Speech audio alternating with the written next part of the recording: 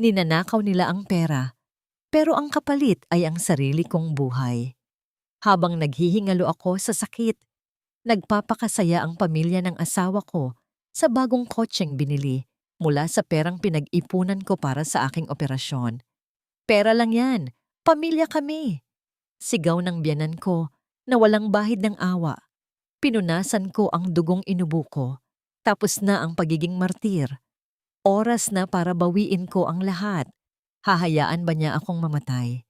Hayaan mo na ang asawa mo sa kusina. Obligasyon niyang pagsilbihan tayo dahil tayo ang nagbigay sa iyo ng buhay. Kung hindi dahil sa amin, nasa basurahan ka pa rin, kaya huwag mo siyang ituring na reyna. Ang mga salitang yon ay tila matutulis na patalim na bumaon sa dibdib ni Tiziana o Ella kung siya ay tawagin. Nakatayo siya sa gilid ng pintuan ng sala, bitbit ang isang malaking palayok ng mainit na sabaw, habang hindi sinadyang marinig ang malamig at walang awang boses ng kanyang biyenan na si Doña Pilar. Ang kusina ay tila isang nagbabagang pugon sa 3:00 ng madaling araw. Ngunit ang pawis na namumuo sa noo ni Ella ay kasing lamig ng yelo. Isang matinding kirot ang gumuhit sa ibabang bahagi ng kanyang tiyan. Isang pamilyar at nakakatakot na sakit na matagal na niyang itinatago. Pilit niyang nilabanan ang panginginig ng kanyang mga tuhod. Namamanhid ang kanyang mga daliri habang mahigpit na nakahawak sa hawakan ng palayok. Ang amoy ng masaganang pagkain na inihanda niya ng may buong pagmamahal para sa anibersaryo ng pagkamatay ng tunay na ama ni Don Vicente ay biglang nagdulot ng matinding pagduduwal sa kanyang sikmura. Ginagawa niya ang lahat upang hindi mapahiya ang kanyang asawa. Nangutang siya para mabili ang pinakamahal na sangkap. Ngunit sa paningin ng pamilyang ito, isa lamang siyang alipin na walang halaga. Hanggang kailan niya kailangang bayaran ang buhay ng kanyang asawa gamit ang sarili niyang dugo at laman. Ibinalik ni Ella ang kanyang sarili sa madilim na sulok ng kusina bago pa man may makapansin sa kanya. Ibinaba niya ang palayok sa ibabaw ng lumang mesa. Tahimik at patagong hinimas niya ang kanyang tiyan kung saan naroon ang lihim na matagal na niyang iniinda. Sa kalagitnaan ng kanyang pag-inda, bumukas ang pinto sa likod ng bahay at iniluwa nito si Aling Marta, ang matandang kapitbahay na maagang gumising upang maghatid ng mga hiniram na upuan. Bakas sa mukha ng matanda, ang matinding awa nang makita ang namumutlang mukha ni Ella at ang mga matang namumula sa puyat at pagpipigil ng luha. Diyos ko, Ella, mukha ka nang babagsak, wika ni Aling Marta habang inilalapag ang mga upuan. Bakit ka ba nagpapakamartir? Pwede naman silang umorder ng pagkain o kaya ay tumulong man lang ang mga hipag at bayaw mo. Ginagawa ka nilang katulong sa sarili mong pamamahay. Tingnan mo ang sarili mo. Butot balat ka nakakatrabaho sa patahian, tapos ngayon ikaw pa ang sasalo ng buong handaan nila? Isang mapait na ngiti ang sumilay sa mga labi ni Ella habang pilit na inaayos ang kanyang nagulong buhok. Kailangan po kasi, Aling Marta, importante kay Alexandro ang araw na ito. Pamilya niya po sila at utang niya ang buhay niya sa kanila. Ayaw ko pong isipin nila na pabigat ako sa anak nila. Pamilya nga, pero hindi pamilya ang turing sa'yo. Malungkot na tugon ng matanda bago tuluyang umalis upang iwan si Ella sa kanyang tahimik na pakikipaglaban. Samantala, sa loob ng maluwag at naka-aircon na kwarto ni Don Vicente, ang hangin ay mabigat sa tensyon. Nakaupo si Alexandro sa dulo ng kama, nakayuko, habang ang mag-asawang Don Vicente at Doña Pilar ay nakatayo sa kanyang harapan. Sa isang gilid ay nakasandal sa pader ang kanyang kapatid-kapatiran na si Ramon. May hawak na mamahaling telepono at walang pakialam sa seryosong usapan. Hawak ni Don Vicente ang isang manipis na folder na naglalaman ng mga papeles para sa isang malaking bank loan. Pirmahan mo na ito, Alexandro. Mariing utos ni Don Vicente, ang boses ay puno ng awtoridad na hindi tumatanggap ng pagtanggi. Kailangan ni Ramon ng puhunan para sa bago niyang negosyo. Ikaw lang ang may maayos na trabaho at malinis na pangalan sa bangko. Hindi naman ito para sa ibang tao. Para ito sa kapatid mo. Para sa pamilya. Tiningnan ni Alexandro ang mga papeles. Ang kanyang dibdib ay sumisikip sa matinding kaba at pag-aalinlangan. Pa, marami pa po kaming binabayarang utang ni Ella. Nagkakasakit na po ang asawa ko sa kakatrabaho ng overtime.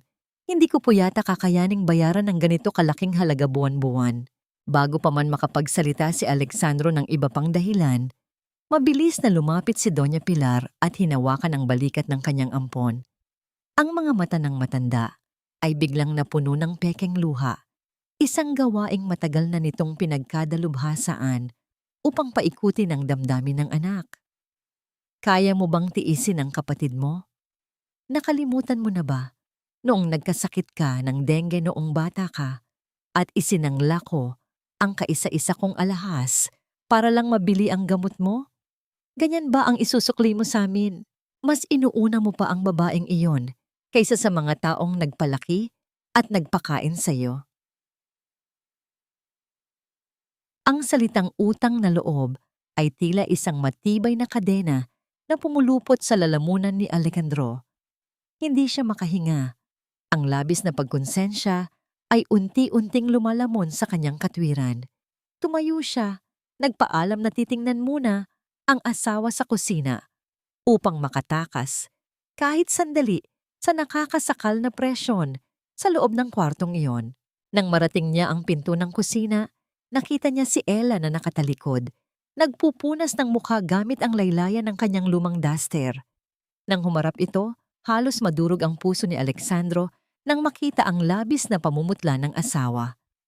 May mga maitim na bilog sa ilalim ng mga mata nito, ngunit nang makita siya ay agad itong nag-iba ng reaksyon. Lumapit si Ella sa kanya. Ang mga panginginig ng daliri ay pilit na itinatago. Sa kabila ng matinding pagod at sakit, tinaas ni Ella ang kanyang mga kamay upang maingat at malambing na ayusin ang nagusot na kwelyo ng damit ni Alexandro. Ang bawat haplos ni Ella ay puno ng pagmamahal na walang hinihinging kapalit, isang tahimik na suporta sa lalaking kanyang pinili. Okay ka lang ba sa loob? Mukhang stressed ka. Malambing na bulong ni Ella ang kanyang mga mata ay naghahanap ng kasagutan sa malungkot na mukha ng asawa. Akmang yayakapin na sana ni Alexandro ang asawa upang humingi ng lakas nang biglang sumulpot mula sa kanyang likuran si Ramon. Isang mabigat na braso ang inakbay ni Ramon sa balikat ni Alexandro. Hinila siya palayo mula sa init ng pagmamahal ni Ella. Ang ngiti ni Ramon ay puno ng kayabangan at pagiging sakim. Bro, kanina pa naghihintay ang mga bisita at syempre, naghihintay na rin si Papa sa pirma mo. Huwag mo nang abalahin si Ella dito. Marami pa siyang huhugasan mamaya. Wika ni Ramon na may himig ng pang-iinsulto. Tuluyang nahila si Alexandro pabalik sa sala, naiwan si Ella na mag-isang nakatingin sa kawalan. Ang kanyang mga braso ay nanatiling nakabitin sa ere kung saan naroon ang kanyang asawa kanina. Sa paglipas ng mga oras, napuno ang sala ng masasayang tinig ng mga bisita. Ang tunog ng mga kubyertos, ang malalakas na halakhak ni Ramon at ng kanyang mga kaibigan, at ang pagmamalaki ni Doña Pilar sa kanilang yaman ay umaalingaw-ngaw sa buong bahay. Sa loob ng kwarto, tahimik at nanginginig na inilapit ni Alexandro ang dulo ng bolpen sa ibabaw ng papel na tuluyang wawasak sa kinabukasan nilang mag-asawa. Ang bawat guhit ng kanyang pirma ay tila pagtatraidor sa babaeng nagmamahal sa kanya. Ngunit sa mga oras na yon, sa loob ng madilim at mainit na kusina, isang panibagong alon ng sakit ang humampas sa buong pagkatao ni Ella. Ang paningin niya ay unti-unting lumabo, tila umiikot ang buong paligid. Napakapit siya sa gilid ng lababo, ngunit nawalan ng lakas ang kanyang mga bisig. Ang kanyang mga mata ay nanlabo dahil sa luhang hindi na mapigilan. Ang mabigat na pagbagsak ng kanyang katawan sa malamig na semento ay tuluyang nilamon ng ingay at tawanan mula sa sala. Nakahiga siya sa sahig, ang malamig na pawis at maiinit na luha ay naghalo sa ibabaw ng maruming semento. Sinubukan niyang tawagin ang pangalan ni Alexandro, ngunit walang boses na lumabas mula sa kanyang tuyong lalamunan. Habang nagdidilim ang kanyang paningin, ang tanging naiwan sa kanyang isipan ay ang tanong kung aabot pa ba siya ng bukas para ipaglaban ang kanyang sariling buhay. Nag-iinarte lang ang asawa mo, Alexandro. Nakakahiya sa mga bisita na ang manugang ko ay bigla na lang hihilata sa sahig na parang isang lantang gulay. Isang simpleng handaan lang, hindi na kinaya. Ang boses ni Doña Pilar ay galing sa labas ng pintuan, matigas at walang bakas ng pag-aalala. Tila ang pagkakahimatay ni Ella ay isang personal na insulto sa kanyang dangal bilang may-ari ng bahay. Sa loob ng madilim at maliit na kwarto, dahan-dahang iminulat ni Ella ang kanyang mga mata. Ang kisame ay tila umiikot pa rin at ang bawat hininga niya ay may kasamang bigat na tila may nakadagang bato sa kanyang dibdib. Naamoy niya ang pamilyar na halimuyak ng langis na pampahinhawa na ibinahid sa kanyang mga pilipis. Naramdaman niya ang isang mainit at magaspang na kamay na marahang humahaplos sa kanyang mga daliri. Nang ibaling niya ang kanyang paningin, nakita niya si Alexandro na nakaupo sa gilid ng higaan. Ang mga balikat nito ay bagsak at ang muka ay puno ng matinding pagkonsensya. Ella, salamat sa Diyos at gising ka na. Bulong ni Alexandro, ang kanyang boses ay nanginginig sa labis na pag-aalala. Patawarin mo ako. Dapat ay tinulungan kita sa kusina. Hindi ko alam na ganun na pala kalala ang nararamdaman mo. Gusto sanang sumagot ni Ella.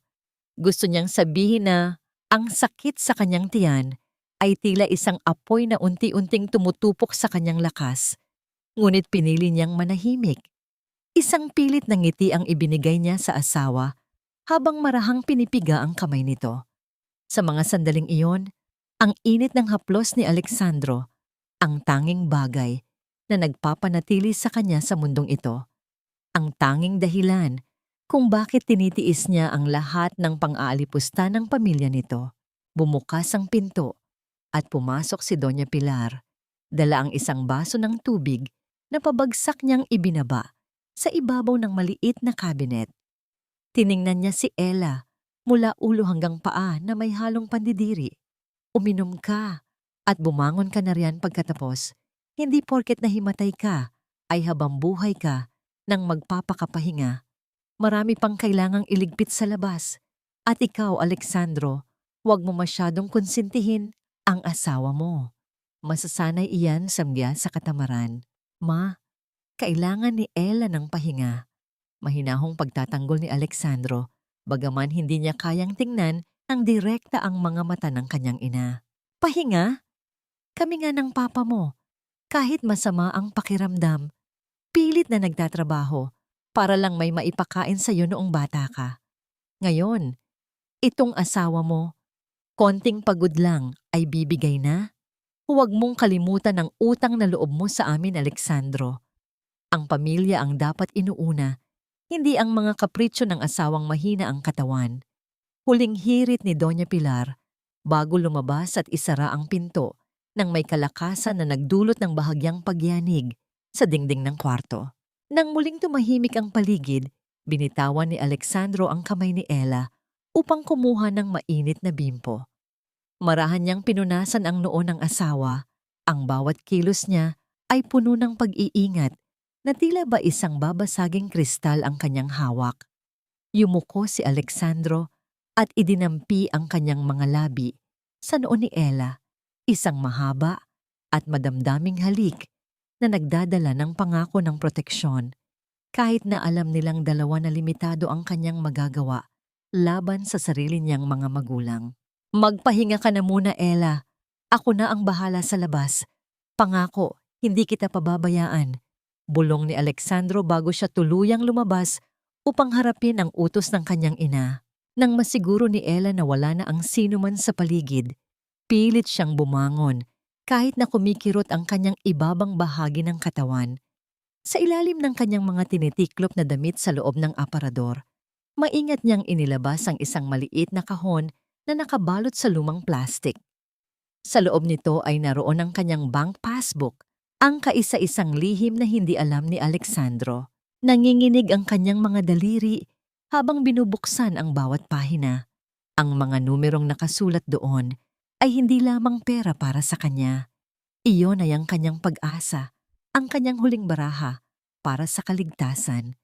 Iyon ang perang pinag-ipunan niya mula sa bawat sentimong natitira sa kanyang sweldo sa patahian, ang perang nakalaan para sa operasyon ng kanyang myoma na unti-unti nang lumalaki. Niyakap ni Ella ang passbook sa kanyang dibdib. Ang kanyang mga luha ay tahimik na pumatak at bumasa sa pabalat nito. Iyon ang kanyang life fund, ang tanging bagay na magbibigay sa kanya ng pagkakataong mabuhay pa ng matagal sa piling ni Alexandro. Konti na lang, Ella. Makakayanan mo rin ito. Bulong niya sa sarili habang ang kanyang puso ay pumipintig sa kaba at pag-asa. Ngunit ang katahimikan ng gabi ay biglang nabasag ng tumunog ang kanyang lumang telepono sa ibabaw ng unan. Ang liwanag mula sa screen ay nagpakita ng pangalan ng kanyang doktor mula sa pampublikong ospital. Sa pagdampi ng telepono sa kanyang tainga, ang boses ng doktor ay tila isang malamig na hangin na nagpatahimik sa buong silid. Mrs. De La Torre, lumabas na ang resulta ng huling ultrasound mo. Hindi na natin pwedeng ipagpaliban ang operasyon. Lumalaki ang tumor at may panganib na magkaroon ng internal bleeding kung hindi ka agad maoperahan sa loob ng linggong ito. Kailangan mo nang ihanda ang pambayad para sa hospital deposit at mga gamot. Handa ka na ba? Naputol ang hininga ni Ella. Tumingin siya sa kanyang passbook pagkatapos ay sa pinto kung saan kakalabas lang ng kanyang asawa. Ang asawang kakarating lang ay pumirma sa isang loan na hindi nila alam kung paano babayaran.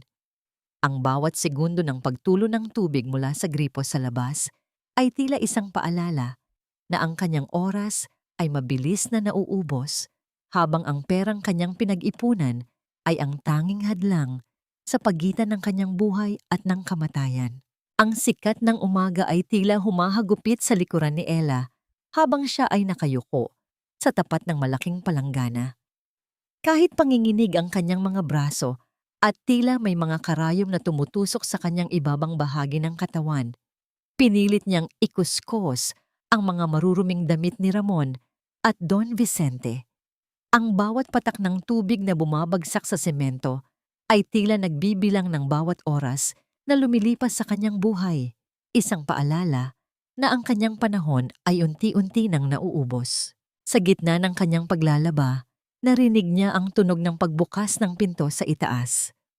Ang tinig ni Ramon, na puno ng kayabangan, ay madaling umabot sa kanyang pandinig mula sa bintana ng sala. Ma, kailangan ko na talaga ng bagong sasakyan. Nakakaya na itong gamit ko. Palaging nasisiraan sa gitna ng daan. Nakakita ako ng isang second-hand na sports car. Kailangan ko na ang down payment sa lalong madaling panahon. Wika ni Ramon na tila ba humihingi lamang ng isang basong tubig. Ano ka ba, Ramon? Alam mo namang sadsad na ang sweldo ni Alexandro dahil sa dami ng mga utang nating ipinasalo sa kanya. Sagot ni Doña Pilar.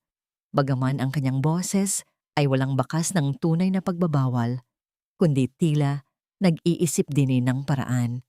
Kahit anong pilit natin, wala na tayong mahuhuthot sa kanya ngayong buwan. Ubos na lahat, pati ang mga bonus niya ay kinuha na natin. Baka naman may nakatagong pera ang asawa niya. Imposibleng wala silang ipon. Tingnan mo si Ella. Kahit mamatay-matay na sa pagtatrabaho, hindi naman gumagastos para sa sarili niya. Muling hirit ni Ramon. Ang kanyang mga mata ay nanunuot mula sa itaas. Nakatingin kay Ella na noon ay pilit na itinatayo ang sarili mula sa pagkakayuko. Mabilis na iniwas ni Ella ang kanyang tingin. Ang kanyang puso ay pumintig sa matinding kaba. Niyakap niya ang kanyang sarili. Pilit na itinatago ang takot na baka mahalata nila ang lihim na kanyang iniingatan. Nang makita niyang papasok na muli ang mag-ina sa loob ng bahay, mabilis na nag-ayos si Ella. Kinuha niya ang kanyang lumang bag at nagmadaling lumabas ng gate upang magtungo sa klinika. Hindi niya napansin na mula sa bintana, Sinusundan siya ng tingin ni Ramon na may dalang isang mapanganib at mapanuring ngiti. Habang naglalakad sa kalsada, naramdaman ni Ella ang isang pamilyar na init sa kanyang lalamunan. Napakapit siya sa bakod ng isang kapitbahay at doon ay muling inubo ng matindi. Sa kanyang palad ay nakita niya ang maliliit na bahid ng dugo. Isang hudyat na ang tumor sa loob ng kanyang katawan ay hindi na kayang maghintay pa. Ella, anak, bakit ka nandyan sa kalsada? Isang malambot at nag-aalalang boses ang tumawag sa kanya. Si Aling Marta iyon, bit-bit ang isang mangkok ng mainit na sabaw ng tinola. Lumapit ang matanda at inalalayan si Ella na maupo sa isang bangko sa ilalim ng puno. Kumain ka muna nito. Huwag mong pabayaan ang sarili mo para lang sa mga taong walang ginawa kundi sipsipin ang dugo mo. Anak, ang katawan mo ay hindi gawa sa bakal. Salamat po, Aling Marta. Nanghihinayang na tugon ni Ella habang tinatanggap ang mainit na sabaw. Ang bawat higop niya ay tila nagbibigay ng panandaliang ginhawa sa kanyang nanunuyong lalamunan. Kailangan ko lang pong pumunta sa doktor ngayon. Pagkatapos nito, sasabihin ko na kay Alexandro ang totoo. Hindi ko na po kayang mag-isa. Mabuti iyan, anak. Si Alexandro ay mabuting tao. Kailangan lang niyang magising sa katotohanan. Payo ni Aling Marta bago hinatid ang tingin si Ella patungo sa klinika. Sa loob ng klinika, ang bawat salita ng doktor ay tila isang hatol na nagpabagsak sa balikat ni Ella. Mrs. De La Torre, bibigyan kita ng huling 7 araw. Kung hindi ka makakapag-deposit para sa operasyon sa loob ng panahong ito, hindi ko na matitiyak ang kaligtasan mo. Ang internal bleeding ay pwedeng mangyari anumang oras. Lumabas si Ella sa klinika na may dalang matibay na determinasyon. Kahit anong mangyari, hihilingin niya kay Alexandro na gamitin ang kanilang ipon. Handa na siyang aminin ang lahat. Handa na siyang ipaglaban ang kanyang buhay dahil alam niyang mahal siya ng kanyang asawa. Ang bawat hakbang niya pauwi ay puno ng pag-asa. Iniisip ang sandali na yayakapin siya ni Alexandro at sasabihing magiging maayos ang lahat. Ngunit nang makarating siya sa harap ng kanilang maliit na bahay, sinalubong siya ng isang nakakabinging katahimikan. Ang pinto ng kanilang kwarto ay bahagyang nakabukas.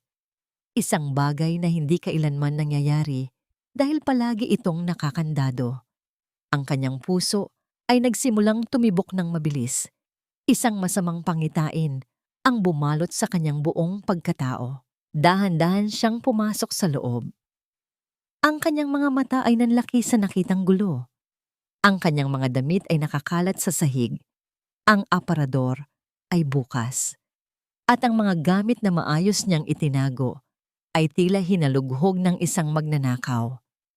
Nanginig ang buong katawan ni Ella nang tingnan niya ang ilalim ng mga damit kung saan nakatago ang kanyang maliit na kahon. Ang kahon ay naroon, ngunit ito ay bukas at wala ng laman. Ang bank passbook, ang kaisa-isang pag-asa niya para sa kanyang operasyon, ang perang pinaghirapan niya ng maraming taon, ay tuluyan ng nawala. Napahawak si Ella sa kanyang dibdib. Ang hangin ay tila ipinagkait sa kanya habang ang realidad ng kanyang sitwasyon ay unti-unting lumulubog sa kanyang isipan. Sino ang kumuha nito? At paano na ang 7 araw na ibinigay ng doktor bago tuluyang mawala ang kanyang buhay? Ang mga kamay ni Ella ay tila mga tuyong dahon na nanginginig sa gitna ng malakas na hangin habang pilit niyang hinalughog ang bawat sulok ng kanilang maliit na aparador. Hindi siya makapaniwala. Ang pusong kanina lamang ay punong-puno ng pag-asa ay tila biglang nabutas. Hinahayaang lumabas ang lahat ng lakas na natitira sa kanyang pagkatao. Ang maliit na kahon na dati ay naglalaman ng kanyang kinabukasan ay nakabukas na ngayon, hungkag at malamig. Tila isang libingan ng kanyang mga pangarap. Hindi maaari. Hindi ito maaari. Bulong ni Ella, ang kanyang boses ay halos isang pagsamo na hindi marinig. Ang bawat piraso ng damit na kanyang inihagis sa sahig ay tila isang bahagi ng kanyang sarili na nawawasak. Ang kanyang paningin ay nagsimulang lumabo dahil sa mga luhang pilit na kumakawala sa kanyang mga mata. Sa gitna ng kanyang desperasyon, tumakbo siya palabas ng bahay. Hindi alintana ang maitim na ulap na nagbabantang magbuhos ng galit sa kalangitan. Ang langit ay tila nakikiramay sa kanyang pighati. Habang siya ay naglalakad patungo sa bangko, ang malalakas na agos ng ulan ay nagsimulang humampas sa kanyang balat. Ngunit ang lamig ng tubig ay wala sa kalingkingan ng lamig na nararamdaman niya sa loob ng kanyang dibdib. Ang bawat hakbang niya sa maputik na kalsada ay tila isang paglalakbay patungo sa isang bangin. Ang tunog ng ulan na bumabagsak sa mga bubong ng mga bahay ay tila isang malungkot na himig na sumasabay sa pintig ng kanyang pusong naghihingalo. Pagdating sa bangko, ang lamig ng aircon sa loob ay lalong nagpadama sa kanya ng panghihina. Nakatayo siya sa harap ng counter, basang-basa, habang ang bawat patak ng tubig mula sa kanyang duster ay lumilikha ng maliit na lawa sa makintab na sahig. Ang teller ay tumingin sa kanya nang may halong pagtataka at awa. "Miss, pakicheck po ang account na ito. Nawawala po ang passbook ko."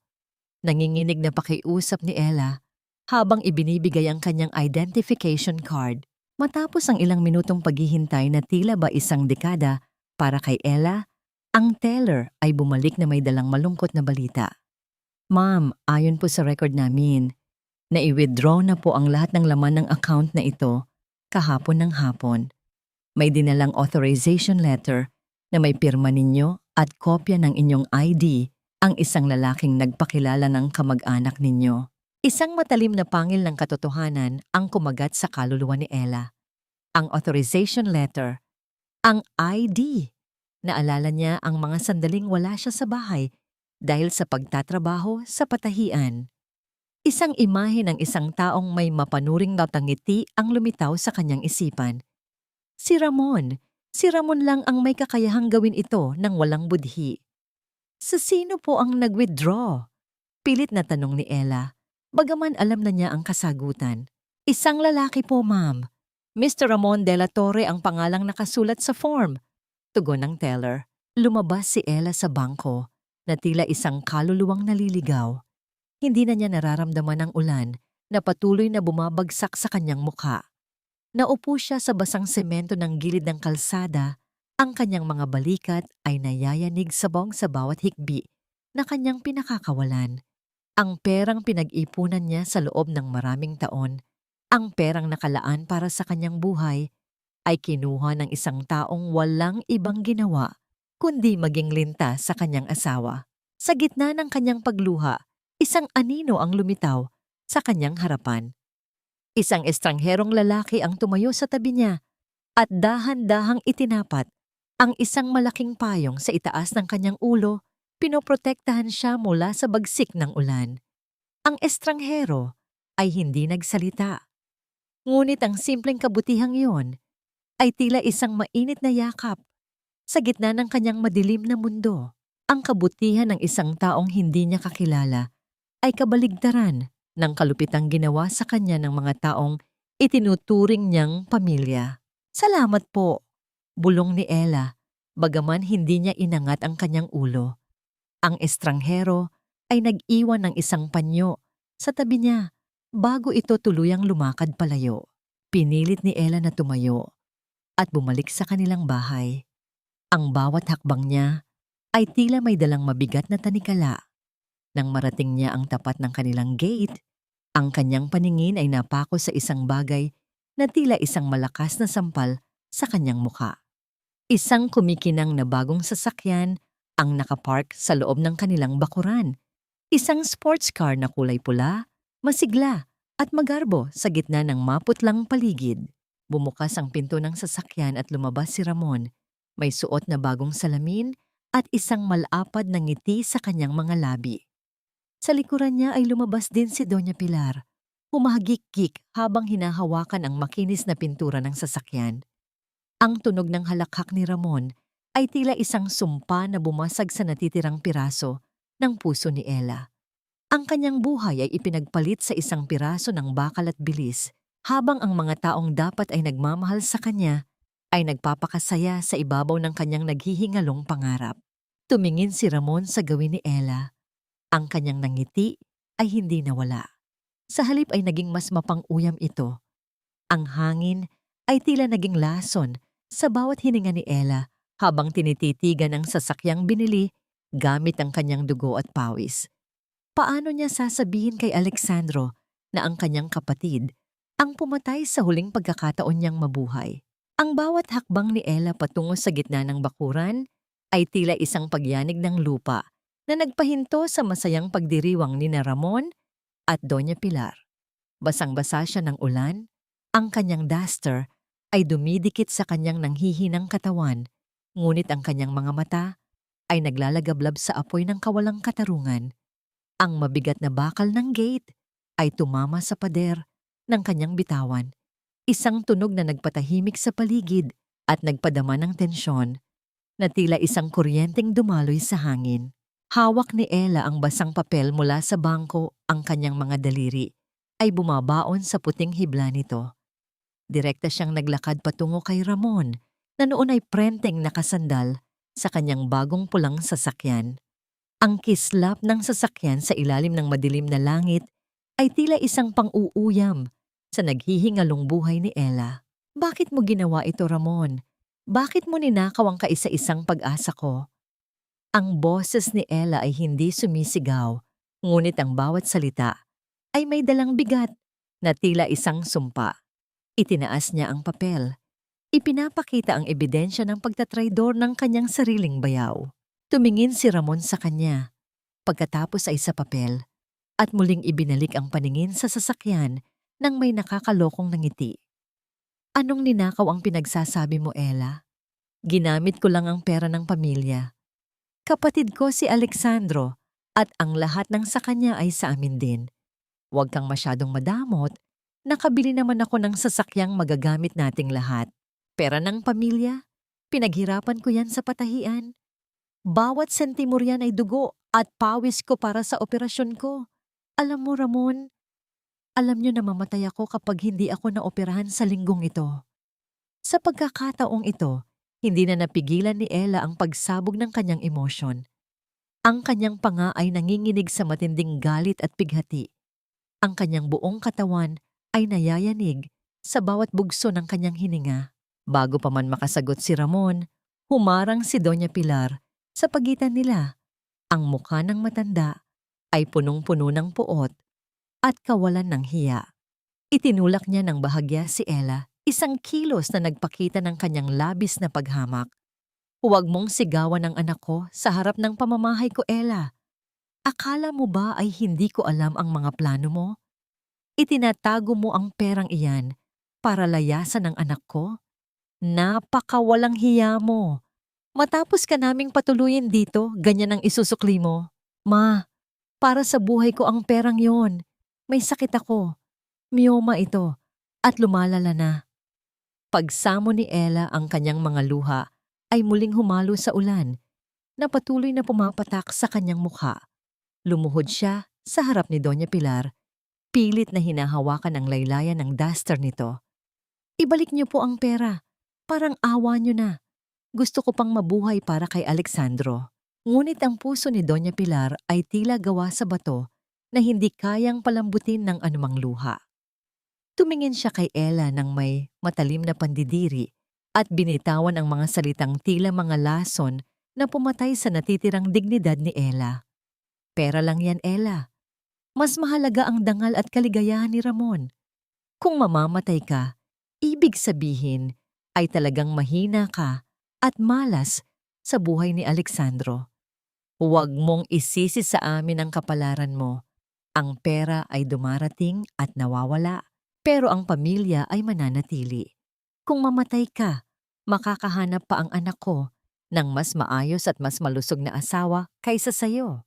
Ang tunog ng pagdating ng isang sasakyan sa labas ng gate ang nagpatigil sa malupit na diskusyon. Iniluwan nito si Alexandro, pagod mula sa trabaho at may dalang envelope. Ang kanyang mga mata ay nanlaki nang makita ang bagong sasakyan sa bakuran at lalong higit nang makita ang kanyang asawa na nakalugmok sa putikan, basang-basa at humihikbi sa paanan ng kanyang ina. "Anong nangyayari rito, Ella? Bakit ka nasa sahig?" Patakbong lumapit si Alexandro at binuhat ang asawa. Ang kanyang mukha ay puno ng kalituhan at matinding pag-aalala. "Alexandro, ang pera. Kinuha ni Ramon ang pera para sa operasyon ko." Hikbi ni Ella. Ang kanyang boses ay halos pabulong na dahil sa panghihina. Ibinigay niya ang papel ng bangko sa asawa. Umaasang ito na ang sandali ng kanyang kaligtasan. Tumingin si Alexandro sa kanyang ina. Pagkatapos ay kay Ramon na noon ay nagkikibit balikat lamang. Ang tensyon sa pagitan ng mag-ina at ng asawa ay tila isang tali na anumang oras ay mapuputol. Ngunit bago pa man makapagsalita si Alexandro, biglang humawak si Doña Pilar sa kanyang dibdib. Ang kanyang mga mata ay nanlabo at ang kanyang paghinga ay naging mababaw at mabilis. Isang pamilyar na eksena ng pag-atake sa puso tuwing siya ay naiipit sa kanyang sariling kasinungalingan. "Alexandro, ang puso ko. Hindi ko na kaya ang pambabastos ng asawa mo." Nanghihinayang na wika ni Doña Pilar habang unti-unting bumabagsak sa bisig ni Ramon. Napalingon si Alexandro sa kanyang ina na tila ba huling sandali na nito at muling tumingin kay Ella na nakakapit sa kanyang braso. Nagmamakaawang pakinggan siya. Ang ulan ay patuloy na bumubuhos, nilulunod ang katotohanan sa gitna ng manipulasyon at pagmamahal. Kanino tatakbo si Alexandro? Sa asawang naghihingalo ang buhay o sa inang gumagamit ng huling sandata ng pagkonsensya? Ang pagbitaw ni Alexandro sa kamay ni Ella ay tila isang pagkaputol ng huling hibla ng pag-asa na nagdurugtong sa kanilang dalawa. Sa gitna ng bumubuhos na ulan, pinanood ni Ella ang kanyang asawa habang mabilis itong tumatalikod sa kanya upang saluhin ang katawan ni Doña Pilar. Ang bawat hakbang ni Alexandro palayo sa kanya ay tila isang dambuhalang bigat na dumadagan sa kanyang dibdib. Ninanakawan siya ng hangin hanggang sa ang tanging marinig na lamang niya ay ang kaba ng sarili niyang pusong naghihingalo. "Ma, Ramon, tulungan mo ako. Ipasok natin si Mama sa loob." Ang boses ni Alexandro ay puno ng taranta. Ang kanyang mga mata ay nakapako lamang sa kanyang ina. Tila ba tuluyan na niyang kinalimutan ang basang-basang asawa na nakalugmok pa rin sa putikan. Naiwan si Ella na mag-isa sa ilalim ng madilim na langit. Ang malamig na tubig ng ulan ay humahalo sa kanyang maiinit na luha, ngunit wala na siyang lakas upang humikbi ng malakas. Ang sakit sa kanyang tiyan ay unti-unti nang namamanhid, pinalitan ng isang mas malalim at mas masakit na pakiramdam sa loob ng kanyang kaluluwa. Ang pakiramdam ng pagiging pangalawa, ang katotohanang sa bawat laban, siya ang laging isinasantabi. Pilit niyang itinayo ang kanyang sarili. Ang bawat galaw ay may kasamang panginginig ng mga kalamnan hanggang sa marating niya ang kanilang maliit na kwarto at sumandal sa likod ng pinto. Lumipas ang ilang oras bago pumasok si Alexandro sa silid. Basang-basa rin ito at bakas ang labis na pagod sa mukha. Lumapit siya kay Ella na noon ay nakaupo sa gilid ng kama, nakatingin sa kawalan at tila isang estatwang walang buhay. Sinubukan ni Alexandro na hawakan ang kanyang balikat, ngunit bahagyang umiwas si Ella, isang maliit na kilos na nagdulot ng isang malalim na sugat sa damdamin ng asawa. "Ella, please. Huwag tayong mag-away ngayon. Matanda na si Mama, alam mong mahina ang puso niya. Hindi ko siya pwedeng pabayaan sa ganoong kalagayan." Pagsusumamo ni Alexandro, ang kanyang boses ay puno ng pagod at pagsamo. "Tungkol sa pera, kakausapin ko si Ramon. Gagawa ako ng paraan. Maghahanap ako ng extra na trabaho o baka pwedeng makiusap tayo sa bangko. Mapapalitan din natin yon, Ella. Pera lang yan." Dahan-dahang itinaas ni Ella ang kanyang paningin. Ang kanyang mga mata, na dati ay puno ng ningning tuwing tumitingin kay Alexandro, ay tila mga tuyong balon na ngayon. Pera lang, Alex? Iyon ang perang pambili ko ng pagkakataong makasama ka pa ng matagal. Iyon ang buhay ko na ninakaw ng kapatid mo. Sa harap mismo ng nanay mo na tuwang-tuwa pa sa bagong sasakyan nila habang ako ay inuubo ng dugo sa kusina. Yumuko si Alexandro, hindi makatingin ng direkta sa asawa. Pamilya ko sila, Ella. Utang ko sa kanila ang lahat. Kung hindi dahil sa kanila, wala ako rito. Intindihin mo naman ako. Isang mapait at tuyong tawa ang kumawala sa mga labi ni Ella.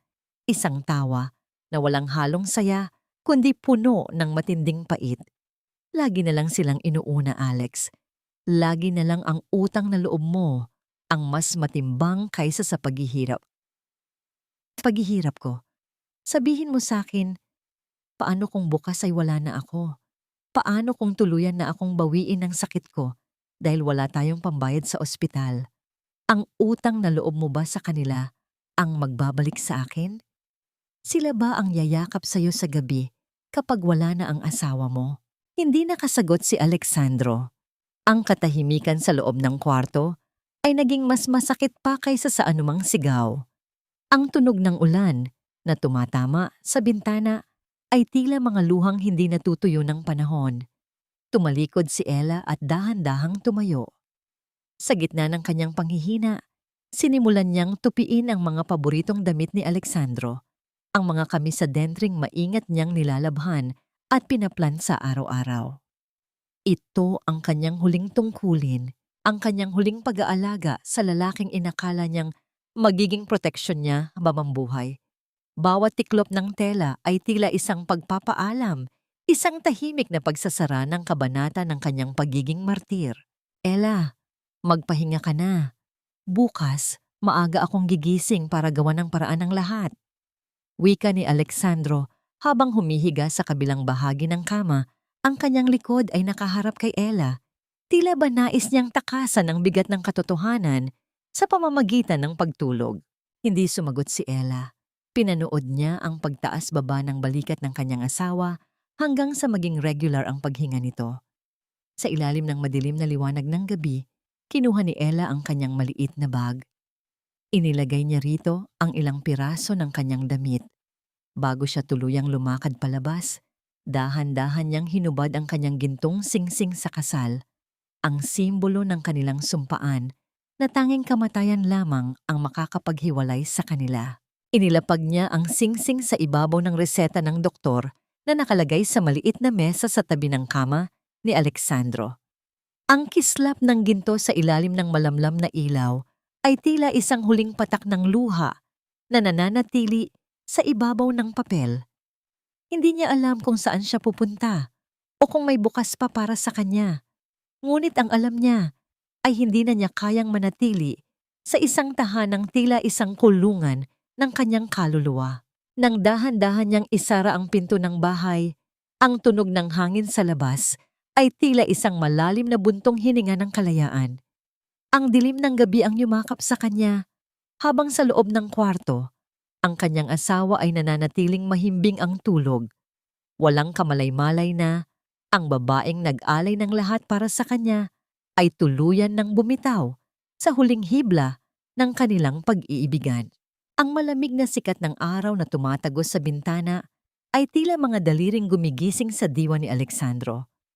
Pagmulat ng kanyang mga mata, ang unang naramdaman niya ay ang kakaibang katahimikan ng silid, isang katahimikang hindi siya sanay dahil tuwing umaga, ang boses ni Ella at ang amoy ng kape ang nagbibigay ng buhay sa kanilang tahanan.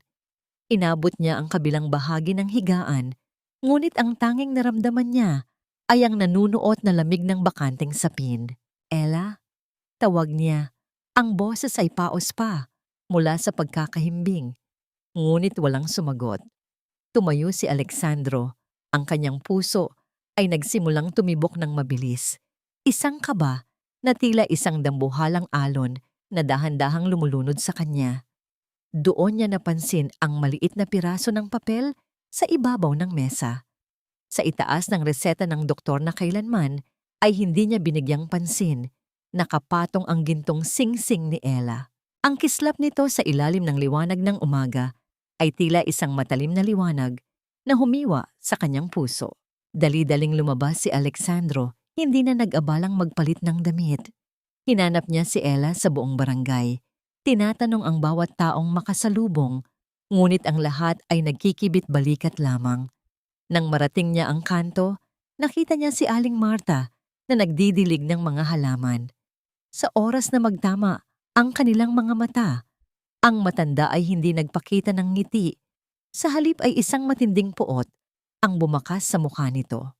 Bago pa man makapagsalita si Alexandro, isang mabilis na pag-angat ng kamay ni Aling Marta ang nagdulot ng isang matinding init at pamumula sa pisngi ni Alexandro. Ang tunog ng pagtama ng palad sa balat ay tila isang pasabog na nagpahinto sa takbo ng mundo ni Alexandro. "Gago ka, Alexandro! Walang hiya ka!" Sigaw ni Aling Marta. Ang mga mata nito ay nanlilisik sa galit. "Ngayon mo lang siya hahanapin? Ngayong wala na siya? Alam mo ba kung gaano naghirap ang asawa mo? Nakita ko siyang inuubo ng dugo habang naglalaba ng mga maruruming damit ng pamilya mo. Hindi niya mabili ang sarili niyang gamot dahil lahat ng sweldo niyo ay kinukuha ng nanay mo para sa luho ni Ramon. Pinatay mo ang asawa mo sa sarili mong kaduwagan." Ang salitang inuubo ng dugo ay tila mga pako na bumaon sa bawat himaymay ng utak ni Alexandro. Napahawak siya sa pader. Ang kanyang mga tuhod ay tila nawalan ng buto. Hindi niya alam, o baka naman alam niya, ngunit pinili niyang maging bulag dahil sa nakakasakal na utang na loob na palaging isinusumbat sa kanya. Bumalik si Alexandro sa bahay ni na Don Vicente na tila isang aninong nawawala. Pagdating niya sa tapat ng sala, narinig niya ang masayang tinig ni na Doña Pilar at Ramon mula sa loob. Ang tunog ng pag-untog ng mga baso at ang malalakas na halakhak ni Ramon ay tila isang insulto sa kanyang pagdadalamhati. "Mabuti na lang at lumayas na ang babaeng yon, ma," wika ni Ramon habang humihigop ng kape. Pabigat lang naman si Ella rito. Ngayong wala na siya, buo na ang sweldo ni Alexandro na makukuha natin para sa maintenance ng bago kong sasakyan. Masyado siyang madrama. Akala mo naman ay mamamatay talaga. "Sinabi mo pa, anak," sagot ni Doña Pilar nang may himig ng tagumpay. Gagamitan ko lang ulit si Alexandro nang kunwari ang atake sa puso. Susunod na naman yan sa atin. Walang magagawa ang ampon na yan dahil sa utang na loob niya sa atin. Hindi niya tayo matitiis. Ang bawat salita ay tila lason na nanuot sa dugo ni Alexandro.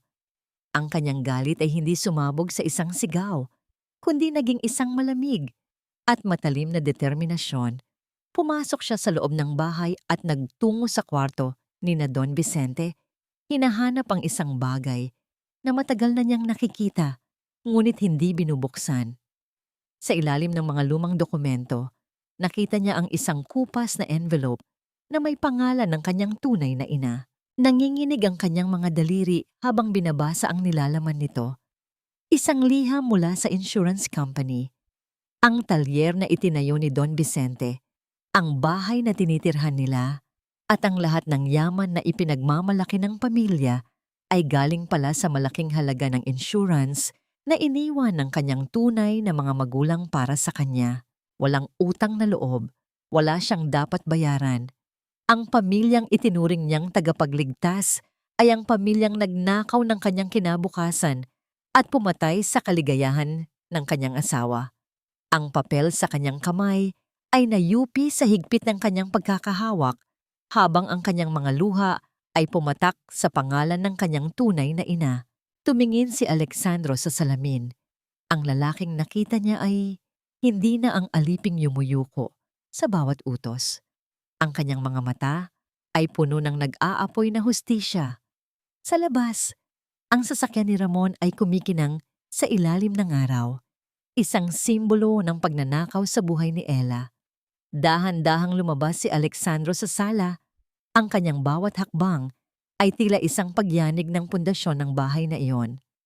Ang kanyang pamilya ay tumingin sa kanya, handa na sanang magbitiw ng mga bagong kasinungalingan. Ngunit ang malamig na titig ni Alexandro ang nagpatigil sa kanilang mga dila. Ang katahimikan ni Alexandro ay hindi tanda ng pagsuko, kundi isang nagbabagang uling na unti-unting lumalamon sa pundasyon ng bahay na itinuring niyang tahanan. Simula ng gabing umalis si Ella, tila nawalan ng kulay ang paligid at ang bawat sulok ng silid ay nagpapaalala sa kanya ng mga sakripisyong binaliwala niya. Hindi na siya ang lalaking yumuyuko sa bawat utos. Sa loob ng kanyang dibdib, ang bawat pintig ng puso ay tila isang panata ng pagbawi at katarungan. Tahimik niyang hinalughog ang mga lumang cabinet sa kanilang kwarto. Hinahanap ang mga dokumento ng bahay at ang mga papeles ng talyer. Ang bawat paglipat niya ng pahina ay may kasamang matinding panginginig ng mga daliri, lalo na nang makita niya ang mga patunay ng pagnanakaw ng kanyang pamilya sa kanyang kinabukasan. Ang lahat ng pag-aari ni na Don Vicente ay nakatirik sa ibabaw ng perang iniwan ng kanyang mga tunay na magulang, isang katotohanang tila isang sampal na gumising sa kanyang matagal na pagkakaidlip. Nang lumabas siya ng kwarto, naabutan niya si Ramon na nakaupo sa sala, nagyayabang sa kanyang mga kaibigan sa telepono tungkol sa bagong kotse. Tumingin si Ramon kay Alexandro nang may mapang-aping ekspresyon, tila ba isa pa ring alipin ang kaharap niya. "Hoy Alex, bigyan mo ako ng 500 for gas money. Gagamitin ko ang car para i-pick up ang mga friends ko mamaya. Make sure na mabilis, ha?" Utos ni Ramon habang hindi inaalis ang tingin sa kanyang cellphone. Dahan-dahang lumingon si Alexandro. Ang kanyang mga mata ay malamig at matalim, tila mga dulo ng punyal na tumititig ng diretso sa kaluluwa ni Ramon. "Maglakad ka, Ramon. May mga binti ka pa naman, hindi ba? O baka naman nakalimutan mo na kung paano gamitin ang mga yan dahil sanay kang nakasandal sa pawis ng iba?" Natigilan si Ramon. Ang kanyang cellphone ay dahan-dahang ibinaba habang ang kanyang mukha ay namumula sa gulat at galit. "Anong sabi mo? Nakakalimutan mo na ba kung kaninong bahay ito? Huwag kang mag-inarte dahil lang umalis ang asawa mong madrama." Kasabay nito ang pagpasok ni Doña Pilar mula sa kusina. Dala ang kanyang pamilyar na papel ng pagiging biktima. "Alexandro, paano mo nagagawang pagsalitaan ng ganyan ng kapatid mo? Wala ka na talagang utang na loob. Pagkatapos ng lahat ng ginawa namin para sa'yo, ganyan na ba ang isusukli mo? Isinusumpa kita, Alexandro. Sobra na ang naibayad ko, ma. Sobra-sobra na." Ang boses ni Alexandro ay mahinahon, ngunit may dalang awtoridad na nagpatahimik sa buong sala. "Pati ang buhay ng asawa ko, kinuha niyo na. Pati ang dugong inubo niya sa kusinang ito dahil sa pagsisilbi sa inyo. Bahagi na yun ng utang na loob na sinasabi niyo. Wala na akong utang sa inyo. Kayo ang may utang sa akin." Tumalikod si Alexandro, hindi pinansin ang mga sigaw at pagmumura ni Doña Pilar na tila isang sirang plakang paulit-ulit na isinusumbat ang nakaraan. Nagtungo siya sa bayan upang hanapin ang isang tao na alam niyang makakatulong sa kanya. Si Attorney Lorenzo Cruz. Si Attorney Lorenzo ay isang tapat at matagal ng customer sa talyer ni Alexandro. Isang taong nakasaksi sa kanyang kasipagan at sa tahimik na pang-aabuso ng kanyang pamilya. Sa loob ng tahimik at amoy papel na opisina ng abogado, inilatag ni Alexandro ang lahat ng mga dokumentong nakuha niya. Ang bawat salita ng abogado ay tila isang liwanag sa gitna ng kadiliman. "Alexandro, matagal ko na itong napapansin, ngunit kailangan ko ng ebidensya mula sa iyo." Seryosong wika ni Attorney Lorenzo habang sinusuri ang mga papeles sa ilalim ng malamlam na ilaw ng kanyang desk lamp. Hindi lang pagnanakaw ng insurance ang ginawa nila. Tingnan mo ang mga pirma rito sa mga loan documents. Ito ang pirma ni Ella, ngunit halatang ginaya lamang ito ng iisang kamay. Ito ay forgery, Alexandro. Isang krimen. Ang panginginig ng panga ni Alexandro ay hindi na niya mapigilan. Ang bawat piraso ng ebidensya ay tila isang patunay na ang kanyang pamilya ay hindi lamang mga linta, kundi mga kriminal na walang pakundangan sa buhay ng iba. Sa gitna ng kanilang usapan, Inilabas ni Attorney Lorenzo ang isang folder na naglalaman ng impormasyon tungkol sa kasalukuyang estado ng bahay na tinitirhan nila. May mas malala pa rito, Alexandro. Dugtong ng abogado, ang kanyang boses ay puno ng babala. Hindi lang nila isinangla ang bahay na nakapangalan sa'yo nang walang paalam. Ayon sa records ng bangko, si Ramon ay gumagamit ng mga pekeng dokumento para kumuha ng mas malalaking loan gamit ang iyong pangalan bilang garantor. Kapag hindi ito nabayaran sa lalong madaling panahon, hindi lang bahay ang mawawala sa iyo. Pwede kang makulong dahil sa mga utang na hindi mo naman ginawa. Napahawak si Alexandro sa kanyang ulo. Ang bigat ng katotohanan ay tila isang bundok na gumuho sa kanyang harapan. Ngunit sa likod ng takot at panghihina, naroon ang imahe ni Ella, ang kanyang asawang may sakit na kailanman ay hindi nagreklamo. Sa kabila ng lahat, tumingin si Alexandro kay Attorney Lorenzo. Ang kanyang mga mata ay naglalagablab sa isang desisyong hindi na mababali. Gawin niyo ang lahat, Attorney. Ibalik natin sa kanila ang lahat ng kinuha nila. Wala akong ititira. Determinadong wika ni Alexandro. Ang kanyang boses ay tila isang formal na deklarasyon ng digmaan laban sa kawalang katarungan. Ngunit habang siya ay papalabas ng opisina, isang matinding pangamba ang kumurot sa kanyang puso. Nasaan si Ella? Sa bawat segundong lumilipas na wala siya sa piling ng asawa, nararamdaman niyang unti-unti itong nawawala sa kanya. Ang tanong ay hindi na lang kung paano niya babawiin ang kanyang kayamanan, kundi kung may babalikan pa ba siyang asawang buhay at handang magpatawad sa kanyang mga naging pagkukulang. Ang bawat salita ni Attorney Lorenzo sa loob ng kanyang opisina ay tila isang malamig na agos ng tubig na dahan-dahang nagpapalinaw sa malabong paningin ni Alejandro. Ang marahang paglatag ng mga dokumento sa ibabaw ng lamesang gawa sa madilim na kahoy ay nagdulot ng isang matinding katahimikan, isang uri ng katahimikang nagbibigay daan sa katotohanang matagal nang itinago ng kadiliman. Alexandro, kailangan mong maintindihan ang bigat nito. Seryosong wika ni Attorney Lorenzo. Ang kanyang boses ay puno ng propesyonal na awtoridad, ngunit may bakas ng tunay na malasakit. Ang ginawa ni Ramon ay hindi lamang simpleng pagnanakaw. Ang pagkuha ng pera gamit ang pekeng pirma at ang paggamit sa iyong pangalan para sa mga utang na hindi mo alam ay malinaw na kaso ng forgery at estafa. Kung itutuloy natin ang pagsampa ng kaso, hindi lang siya mawawala ng sasakyan. Maaari siyang mabulok sa kulungan ng mahabang panahon. Huminga ng malalim si Alexandro. Ang kanyang mga kamao ay nakakuyom sa ilalim ng lamesa hanggang sa mamuti ang kanyang mga buko-buko. Wala na akong pakialam sa mangyayari sa kanya, Attorney. Ang tanging iniisip ko lang ay ang asawa ko. Ang pera para sa buhay ni Ella ang kinuha nila. Ninakawan nila ang babaeng wala namang ginawa, kundi pagsilbihan silang lahat.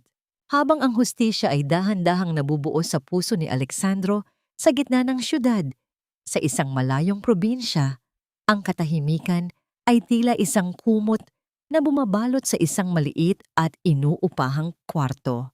Doon, sa ilalim ng malamlam na liwanag ng isang bumbilya, nakaupo si Ella sa harap ng isang lumang makinang panahi. Ang bawat pagtapak niya sa pedal ay nagbubuo ng isang mabagal at regular na tunog na sumasabay sa kanyang mababaw na paghinga.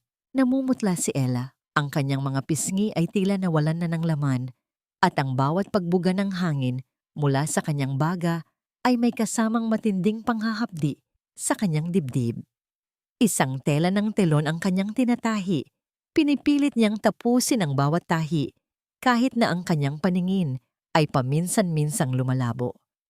Ito ang kanyang tanging paraan upang makabili ng mga gamot na magpapahaba pa ng kanyang hininga. Kahit na alam niyang ang tunay na solusyon ay nasa kamay ng mga taong nagnakaw ng kanyang kinabukasan. Nang sumapit ang hating gabi, dahan-dahang humiga si Ella sa kanyang manipis na kutsyon. Sa gitna ng kadiliman, marahan niyang hinaplos ang bakanteng unan sa kanyang tabi. Ang kanyang mga daliri ay tila naghahanap ng init ng isang taong wala na doon. Pinikit niya ang kanyang mga mata. Iniisip ang bango ni Alexandro at ang higpit ng yakap nito noong ang lahat ay maayos pa. Ang isang butil ng luha ay pumatak at dahan-dahang nabasa ang punda ng unan. Sa gitna ng kanyang panghihina, ang tanging nagpapanatili sa kanya ay ang alaala ng pag-ibig na inakala niyang sapat na upang malampasan ang anumang giyera.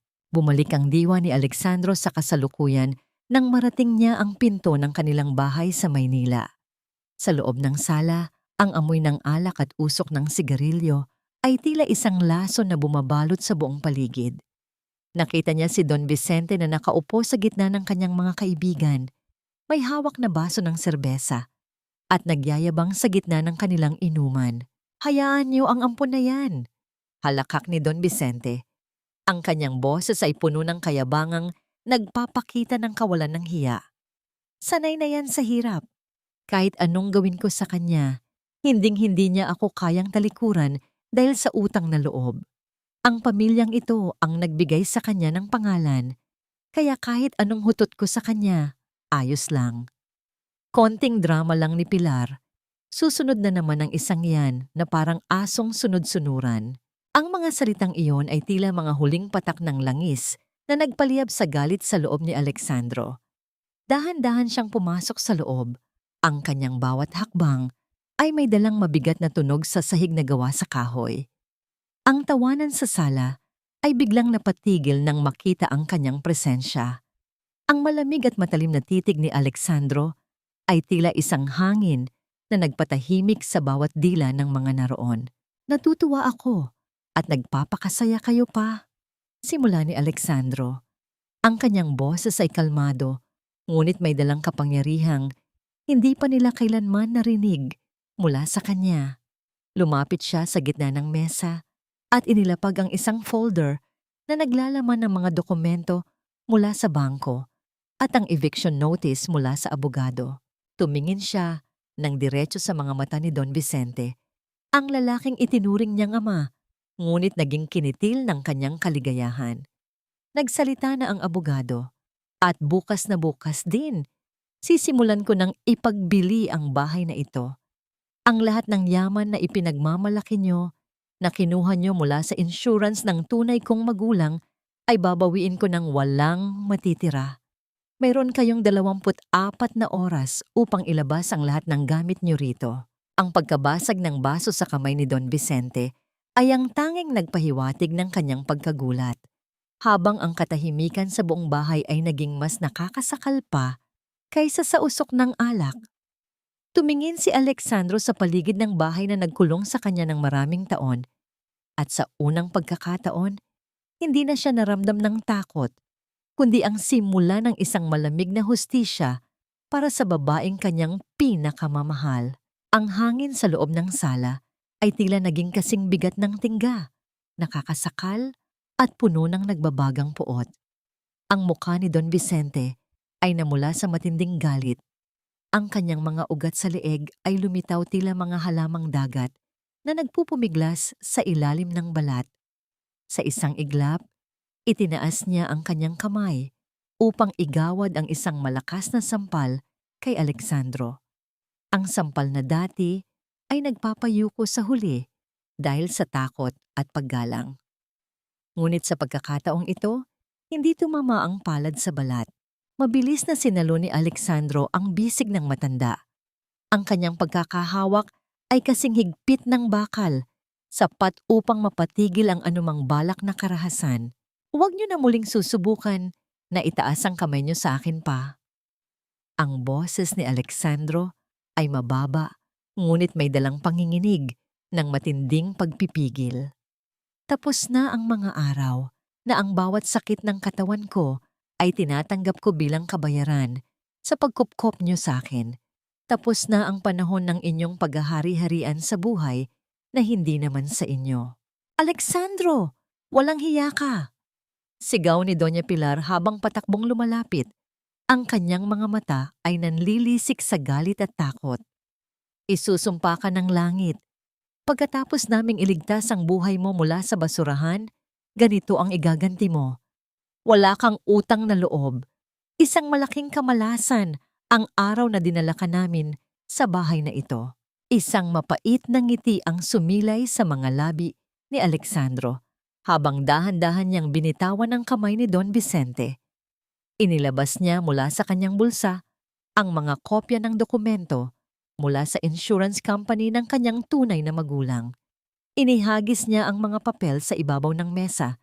Ang mga ito ay dahan-dahang kumalat sa harap ng mag-asawa, tila mga puting talulot ng bulaklak sa isang burol. Iligtas ang buhay ko o iligtas ang sarili niyong kahirapan? Tanong ni Alexandro. Ang kanyang boses ay tila isang hatol mula sa langit. Alam ko na ang lahat. Alam ko na ang bahay na ito, ang talyer, at ang bawat sentimong ipinangbibili niyo ng luho ay galing sa insurance ng mga magulang ko na ninakaw niyo sa akin. Wala akong utang na loob na dapat bayaran dahil ang lahat ng meron kayo ay pag-aari ko na kinuha niyo ng walang paalam. Nanigas sa kinatatayuan si Doña Pilar. Ang kanyang labi ay nanginginig, hindi na dahil sa galit, kundi dahil sa katotohanang nabuksan na ang baul ng kanilang mga lihim. Sa sulok ng silid, sumubok sumingit si Ramon. Ang kanyang mukha ay puno ng kayabangan at paghamon. Kahit na. Sige, bawiin mo ang lahat. Pero ang sasakyan ko, hindi mo mahahawakan. Amin iyan. Binili ko yan. Sigaw ni Ramon habang patakbong lumalabas ng bahay upang harangin ang kanyang bagong pulang sports car. Lumabas din si Alexandro. Ang bawat hakbang niya sa bakuran ay may dalang bigat ng libu-libong gabi ng paghihirap ni Ella. Nakikita niya ang kumikinang na sasakyan sa ilalim ng sikat ng araw, ang sasakyang kasing halaga ng buhay ng kanyang asawa. Dinampot ni Alexandro ang isang mabigat na tubo ng bakal na nakasandal sa pader ng talyer. Ang kanyang mga mata ay nakapako sa makinis na pintura ng kotse.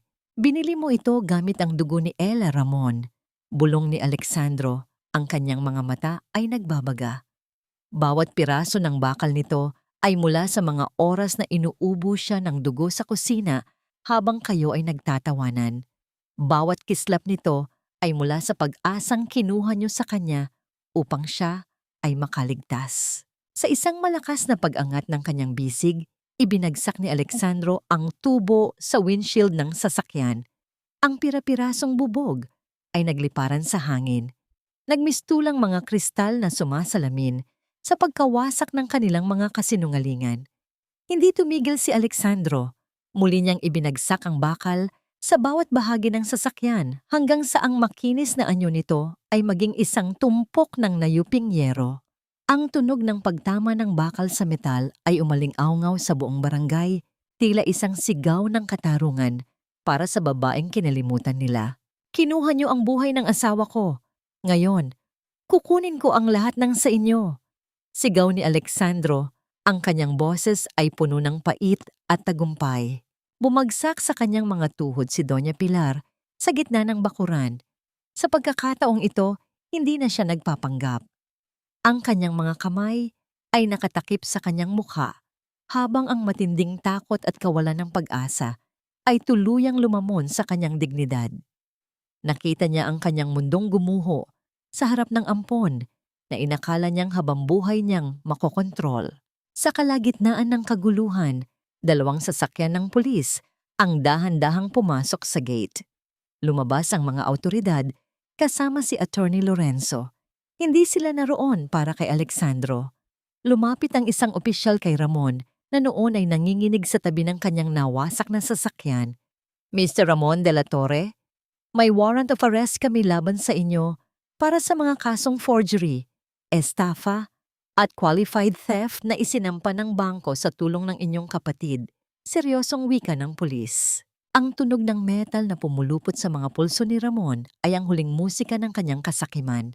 Habang pilit na isinasakay si Ramon sa loob ng mobile, ang tanging maririnig ay ang palahaw ni Doña Pilar na nagmamakaawa kay Alexandro. Ngunit tinalikuran sila ni Alexandro. Tumingin siya sa malayo, sa direksyon kung nasaan ang kanyang asawa, at isang luhang puno ng pangungulila ang dahan-dahang gumuhit sa kanyang pisngi. Ang karma ay dumating na, ngunit ang tanong na nananatili sa kanyang puso ay kung sapat na ba ang hustisyang ito upang maibalik ang buhay na kinuha mula sa kanyang mga bisig. Ang nakakabinging wangwang ng sasakyan ng pulis ay dahan-dahang humina habang papalayo ang mga ito sa bakuran. Bit-bit ang sumisigaw at nagmamakaawang si Ramon. Sa gitna ng katahimikang naiwan, ang tanging maririnig na lamang ay ang humihikbi at nanginginig na boses ni Doña Pilar. Nakalugmok ang matanda sa semento. Ang kanyang mga kamay ay pilit na inaabot ang laylayan ng pantalon ni Alexandro. Tila isang linta na kahit sa huling sandali ay ayaw bumitaw sa kanyang biktima. Alexandro, anak, pakiusap, iligtas mo ang kapatid mo. Maawa ka naman sa amin. Hindi makakatagal si Ramon sa loob ng kulungan. Bawiin mo ang kaso, parang awa mo na. Pamilya mo kami, Alexandro. Kami ang nagpalaki sa iyo. Ang bawat salita ni Doña Pilar ay puno ng pekeng pagsisisi. Ang kanyang mga mata ay naghahanap ng kahit katiting na awa sa mukha ng ampon na matagal niyang minaltrato. Dahan-dahang iniurong ni Alexandro ang kanyang paa, isang kilos na nagpakita ng kanyang ganap na pagtalikod sa mga taong pumatay sa kanyang kaligayahan.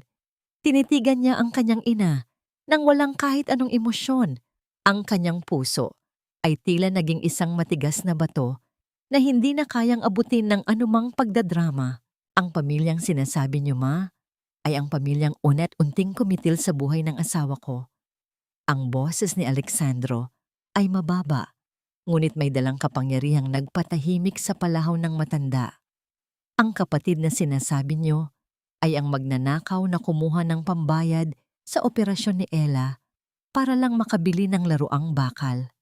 Wala na kayong anak na nagngangalang Alexandro simula noong gabing mas pinili ninyong hayaang mamatay ang asawa ko sa putikan. Kasabay nito ang paglapit ni Attorney Lorenzo bit-bit ang mga papeles ng eviction notice. Ang bawat pahina na inabot niya kay Don Vicente ay tila mga hatol na nagtapos sa kanilang marangyang pamumuhay sa ibabaw ng pawis ng iba. Mayroon na lamang kayong ilang oras upang ilabas ang lahat ng gamit niyo rito. Ang bahay na ito at ang talyer ay opisyal na ng nakasara at ibebenta upang bayaran ang lahat ng utang at pagnanakaw na ginawa niyo sa insurance ni Alexandro. Ang paningin ni Alexandro ay naglakbay sa buong kabahayan, sa kusinang naging saksi sa pagtitiis ni Ella, sa sala kung saan tinuya ang kanyang asawa at sa bintanang palaging hinihintay ang kanyang pag-uwi. Wala na siyang nararamdamang panghihinayang. Ang bawat alaala ng pighati ay tila mga alikabok na tinatangay ng hangin palayo sa kanyang puso. Kinabukasan, bago siya tuluyang umalis ng syudad, dumaan muna si Alexandro sa presinto upang bisitahin ang kapatid na si Ramon. Sa likod ng mga rehas na bakal, nakita niya ang isang lalaking hindi na ang dating mayabang na Ramon. Ang kanyang kapatid ay nanginginig. Ang mga mata ay puno ng takot at desperasyon. Alex, bro! Ilabas mo ako rito. Hindi ko kaya rito. Pera lang naman ang nakuha ko, babayaran ko, pangako. Please bro, utang na loob. Pagmamakaawa ni Ramon habang nakakapit sa malamig na rehas. Lumapit si Alexandro, ngunit ang kanyang distansya ay nanatiling sapat upang ipakita ang malaking pader sa pagitan nila. Binisita kita rito para lang sabihing wala na akong utang na loob na babayaran sa inyo. Iyon ang huling salitang maririnig mo mula sa akin. Ang katarungan para kay Ella ay nagsisimula pa lamang, Ramon. Harapin mo ang lahat ng ginawa mo. Mabilis na tumalikod si Alexandro. Iniwan ang mga pagsigaw at pagmumura ni Ramon na tila isang duming nais niyang burahin sa kanyang alaala. Pumunta siya sa kanto upang hanapin si Alining Marta, ang tanging taong naging saksi sa tunay na paghihirap ni Ella. Doon, sa ilalim ng matanda at malagong puno, inabot sa kanya ni Aling Marta ang isang maliit na piraso ng papel na may sulat kamay na address. Hanapin mo siya rito, Alexandro. Sa probinsya ng kanyang ina, siya nagtago. Malubha ang kalagayan niya, anak. Huwag mo siyang hahayaang mawala ng tuluyan. Wika ni Aling Marta habang hinahaplos ang braso ni Alexandro ng may halong pag-asa. Dala ang kanyang maliit na bag at ang lahat ng perang nabawi niya mula sa pagbenta ng mga ari-arian. Sumakay si Alexandro sa unang bus patungo sa probinsya. Ang bawat pag-ikot ng gulong ay tila isang pagtakas mula sa madilim na nakaraan patungo sa isang kinabukasan na tanging pangalan ni Ella ang nilalaman. Ang kanyang puso ay punong-puno ng kaba, isang uri ng kaba na hindi niya maipaliwanag. Bawat hininga niya ay isang panalangin na sana ay hindi pa huli ang lahat. Matapos ang mahabang oras ng paglalakbay, narating niya ang address na ibinigay ni Aling Marta. Ngunit ang kanyang puso ay tila tumigil sa pagtibok nang makita ang isang ambulansya na nakaparada sa tapat ng maliit at lumang inuupahang bahay ni Ella. Ang pulang ilaw ng ambulansya ay paulit-ulit na nagbibigay ng babala sa gitna ng madilim na kalsada. Ang tunog ng wangwang ay tila isang malakas na sigaw na bumasag sa kanyang kaluluwa. Nakita niya ang mga nurse na nagmamadaling ilabas ang isang stretcher at sa ibabaw nito ay nakahiga ang isang babaeng tila wala ng buhay. Ang mukha ay kasing puti ng papel at ang duster ay may mga bahid ng sariwang dugo. Ella! Ang sigaw ni Alexandro ay napuno ng matinding pighati habang patakbo siyang lumapit. Ngunit hinarang siya ng mga awtoridad. Ang ambulansya ay dahan-dahang umandar. Dala ang kaisa-isang dahilan ng kanyang muling pagbangon habang siya ay naiwang nakatayo sa gitna ng kalsada. Nangangamba na ang kanyang pagdating ay ang huling pagkakataon na makikita niya ang kanyang asawa nang humihinga pa. Ang paulit-ulit na pag-ikot ng pulang liwanag mula sa itaas ng sasakyang pang-medikal ay tila isang babalang nagsasabing mabilis na nauubos ang oras. Tumakbo si Alexandro nang walang pag-aalinlangan.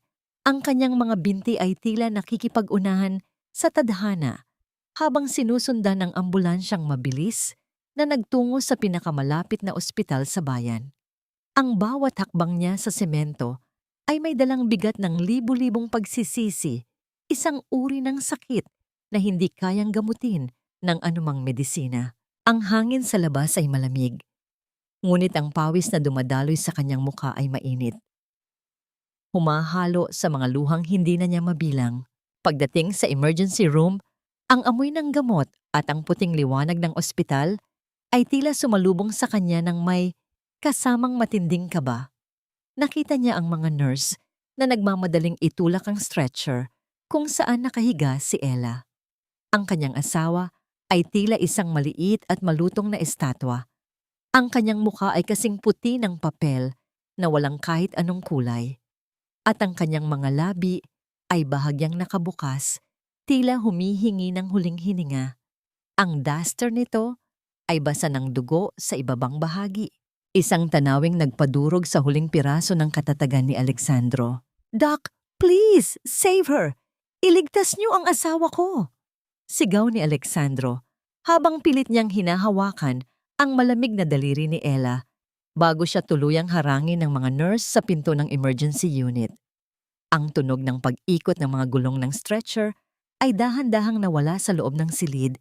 Iniwan si Alexandro na nakatayo sa gitna ng hallway, mag-isa at nanghihina. "Sir, kailangan niyo pong mag-fill out ng forms at magbayad ng deposit para sa mabilisang operasyon," wika ng isang staff ng may formal na tono. Hindi nag-atubili si Alexandro. Inilabas niya ang bag na naglalaman ng lahat ng perang nakuha niya mula sa pagbenta ng talyer at bahay ni na Don Vicente. Ang perang dati ay itinago at ninakaw ng kanyang pamilya ay inilapag niya sa counter nang walang pag-aalinlangan. Ang bawat bundle ng pera ay tila isang huling alay para sa buhay na muntik na niyang mapatay dahil sa kanyang sariling kaduwagan. Sa mga sandaling iyon, hindi na mahalaga sa kanya ang maging mahirap o walang matitira sa sarili. Ang tanging mahalaga ay ang marinig muli ang pintig ng puso ni Ella. "Ito po ang lahat ng kailangan niyo. Just save her. Gagawin ko ang lahat. Kahit anong halaga. Iligtas niyo lang ang asawa ko. Pakiusap ni Alexandro. Ang kanyang boses ay nanginginig at puno ng pagsamo. Matapos bayaran ang lahat, naupo si Alexandro sa isang silya sa labas ng operating room. Ang bawat segundo na lumilipas ay tila isang dekada ng paghihirap. Ang tunog ng regular na paghinga ng mga tao sa paligid at ang mabagal na paggalaw ng kamay ng orasan sa pader ay tila nanunuya sa kanyang nararamdamang desperasyon. Tiningnan niya ang kanyang mga kamay. Ang mga kamay na dati ay yumayakap kay Ella, ngunit naging bahagi rin ng pagpapahirap dito dahil sa pananahimik niya. Isang matinding pighati ang kumurot sa kanyang dibdib. Ang bawat hininga niya ay may dalang dalangin na sana ay mabigyan pa siya ng pagkakataong bumawi. Patawarin mo ako, Ella. Patawarin mo ako. Bulong niya sa sarili habang ang kanyang ulo ay nakasubsob sa kanyang mga palad. Naalala niya ang mga araw na inuubo si Ella ngunit pinipili pa ring ipagluto siya ng paborito niyang ulam. Naalala niya ang bawat ngiti ng asawa na punong-puno ng pag-asa kahit na ang pamilya niya ay punong-puno ng lason. Ang bawat alaala ay tila isang kutsilyong humihiwa. Sa kanyang puso, ipinapaalala sa kanya kung gaano siya naging bulag. Lumipas ang 8 mahabang oras. Ang pulang ilaw sa itaas ng operating room na may nakasulat na ongoing ay tila naging kaisa-isang bituin sa madilim na langit ni Alexandro. Hindi siya tumayo, hindi siya kumain at hindi siya uminom. Ang kanyang buong pagkatao ay nakatuon lamang sa pinto na yon. Ang bawat yabag ng sapatos ng mga doktor na lumalabas at pumapasok ay nagdudulot ng panibagong alon ng kaba sa kanyang dibdib. Nang sa wakas ay bumukas ang pinto at lumabas ang isang doktor na nakasuot ng surgical gown. Tila tumigil ang pag-ikot ng mundo ni Alexandro. Ang kanyang mga tuhod ay nanginginig habang pilit niyang itinatayo ang kanyang sarili. Lumapit ang doktor sa kanya. Ang mukha nito ay hindi nagpapakita ng anumang ekspresyon. Tila isang blangkong papel na nagtatago ng isang napakahalagang mensahe. Ang bawat hakbang ng doktor palapit sa kanya ay tila ang pinakamabigat na sandali sa buhay ni Alexandro. Kayo po ba ang asawa ni Mrs. De La Torre? Seryosong tanong ng doktor habang tinatanggal ang kanyang face mask. Oo po, Doc. Kamusta po siya? Matagumpay po ba ang operasyon? Nanginginig na tanong ni Alexandro. Ang kanyang mga mata ay naghahanap ng kahit katiting na pag-asa sa mga mata ng doktor. Ang bawat hininga niya ay nakasalalay sa susunod na sasabihin ng taong nasa harap niya, habang ang katahimikan ng ospital ay tila naghihintay din sa hatol ng tadhana. Naging matagumpay ang operasyon, Mr. De La Torre, bagaman muntik na kaming mahuli ng ilang sandali.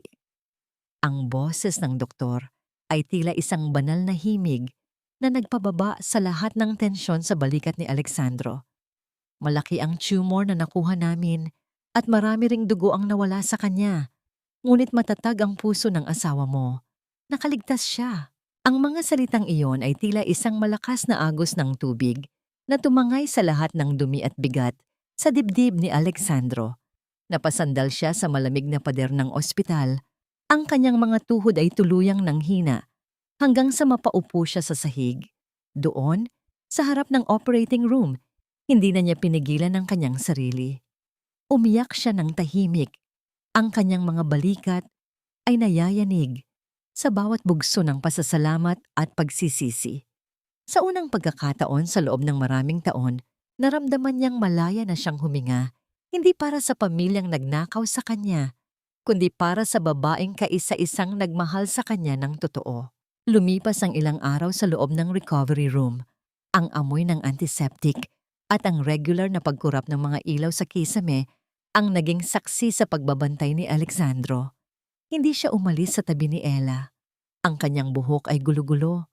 Ang kanyang balbas ay tumubo na sa kanyang mga pisngi. At ang kanyang mga mata ay malalim at mapula dahil sa kawalan ng tulog. Tuwing gabi, hinahawakan niya ang kamay ni Ella Maingat na tila isang marupok na pakpak ng paru-paro habang binubulong ang mga panalangin na dati ay hindi niya binibigyang halaga.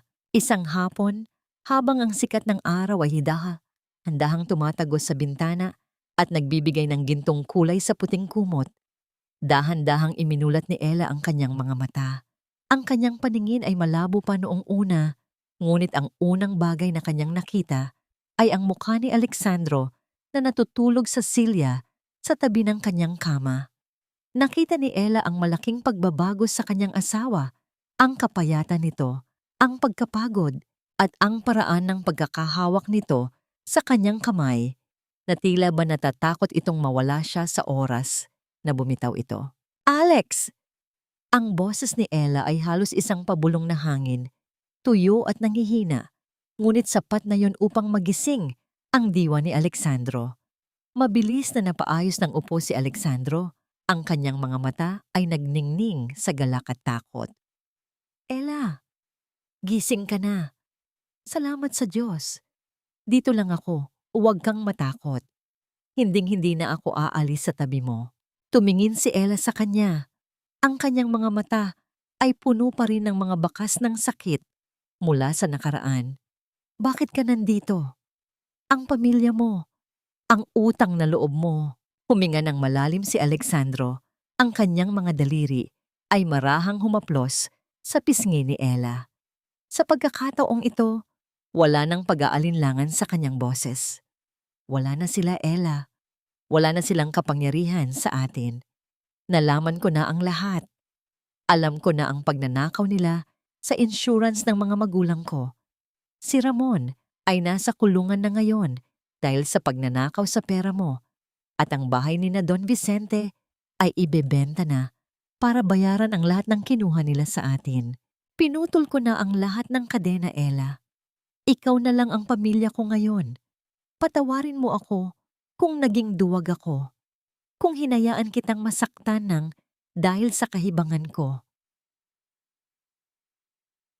Isang butil ng luha ang dahan-dahang gumulong mula sa mata ni Ella. Hindi pa sapat ang isang paghingi ng tawad upang mabura ang lahat ng latay sa kanyang puso. Ngunit nakita niya ang katotohanan sa mga mata ni Alexandro. Nakita niya ang lalaking dati niyang minahal bago ito nilamon ng lason ng kanyang pamilya. Hindi sumagot si Ella, ngunit hindi rin niya binawi ang kanyang kamay. Ang katahimikan sa pagitan nila ay hindi na kasing pait ng dati. Ito ay isang maingat at dahan-dahang pagsisimula ng paghilom. Sa mga sumunod na linggo, si Alexandro ang naging kamay at paa ni Ella. Siya ang nag-aalaga sa bawat pangangailangan nito ng may matinding tiyaga. Isang gabi, habang naghahanda ng pagkain, maingat na inalalayan ni Alexandro si Ella na makaupo ng maayos sa higaan. Kinuha niya ang mangkok ng mainit na lugaw at dahan-dahang hinihipan ang bawat kutsara bago ito itapat sa labi ng asawa. "Dahan-dahan lang, mainit pa ito." Malambing na wika ni Alexandro. Ang kanyang mga mata ay nakatitig sa bawat galaw ni Ella nang may kasamang matamis na pagmamahal. Wala nang mga linta sa kanilang paligid, wala nang mga sigaw ni Doña Pilar. Sila na lang dalawa sa gitna ng katahimikan ng gabi. Ang bawat subo ng pagkain ay tila isang simbolo ng muling pagbuo sa tiwalang nawasak. Matapos ang isang buwan ng mahigpit na pag-aalaga at pagpapalakas, dumating ang araw na pinalaya na si Ella mula sa ospital. Habang nag-aayos sila ng mga gamit, tumayo si Alexandro sa harap ni Ella at hinawakan ang magkabilang kamay nito. Ang kanyang puso ay punong-puno ng kaba. Tila ba ito ang unang pagkakataon na hihiling siya ng isang bagay na napakahalaga. "Ella, may nabili akong maliit na bahay sa probinsya, malapit sa dagat, malayo sa lahat ng nakaraan natin sa Maynila. Isang sariwang simula para sa ating dalawa." Pakiusap ni Alexandro. Ang kanyang boses ay puno ng pag-asa. "Gusto mo bang sumama sa akin? Gusto mo bang umuwi na tayo sa tunay nating tahanan?" Tinitigan ni Ella si Alexandro ng matagal. Ang kanyang mga mata ay naghahanap ng kasagutan sa lalim ng kanyang sariling kaluluwa. Ang hanging umiihip Mula sa bintana ay tila nagdadala ng mga bulong ng nakaraan at ang pangako ng kinabukasan. Ang lahat ng desisyon ay nasa kanyang kamay na ngayon. Habang si Alexandro ay naghihintay, handang tanggapin ang anumang hatol ng babaeng muntik na niyang mawala habang buhay. Ang dahan-dahang paghampas ng mga alon sa dalampasigan ay tila isang yayi na nagpapatulog sa lahat ng sakit ng nakaraan. Sa maliit na bayan ng Quezon, kung saan ang amoy ng alat ng dagat at ang bango ng mga bulaklak ng sitsirika ay nagahalo sa hangin, natagpuan ni Ella at Alexandro ang kapayapaang inakala nilang isang panaginip lamang. Ang kanilang bagong tahanan ay isang payak na bahay na gawa sa kahoy at semento, malayo sa mausok at magulong lansangan ng Maynila na minsang nagkulong sa kanilang mga pangarap. Tuwing umaga, ang sikat ng araw ay marahang humahaplos sa mukha ni Ella. Habang siya ay nakaupo sa beranda, pinapanood ang kanyang asawa na nagbubukas ng kanilang maliit na negosyo. Sa itaas ng kanilang pintuan ay nakasabit ang isang luntiang karatula na may nakasulat na Ella's Electrical Repair. Hindi man ito kasing laki ng talyer ni Don Vicente. Ang bawat kagamitan sa loob nito ay bunga ng kanilang sariling pagsisikap, malinis sa anumang bahid ng pagnanakaw o panlalamang. Coffee for the most beautiful boss, nakangiting wika ni Alexandro habang iniaabot ang isang baso ng mainit na kape kay Ella. Kinuha ni Ella ang kape, ang kanyang mga mata ay nagniningning sa ilalim ng liwanag ng umaga. Salamat, Alex. Mukhang marami tayong gagawin ngayong araw, ha? Nakita ko ang mga sirang bentilador na iniwan ni Aling Nena kanina. Kaya natin iyan. Asawa ko. Basta magkasama tayo, walang mahirap na trabaho. Sagot ni Alexandro bago marahang haplusin ang pisngi ni Ella. Ang bawat hawak niya ay puno ng paggalang at pag-iingat. Tila ba natatakot siyang baka maglaho ang lahat ng ito sa isang kisap mata. Sa paglipas ng mga buwan, ang kalusugan ni Ella ay unat-unting bumalik sa dati.